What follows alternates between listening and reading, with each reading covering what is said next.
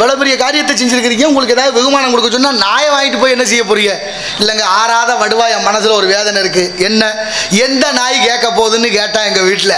ஆனால் நான் படித்ததை இந்த நாய் கேட்டுருச்சு அப்படிங்கிறத அவளுக்கு புரிய வைக்கணும். அதனால இந்த நாயை கொடுங்க. நாய் நன்றி உள்ள ஜீவன்.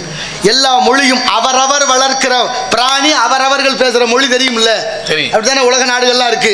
ஆனால் நம்ம நாட்டில் மட்டும்தான் எல்லாம் வேறு விதமாக போச்சு. எங்கே போய் சொல்ல உலகம் போகிறது? இப்போ தானே 16,000 கோடி கட்டின பாலம் படுத்துருச்சு, எங்கே போச்சுன்னே தெரியலை. அவ்வளவு நல்லது நடக்குது இந்த நாட்டில்.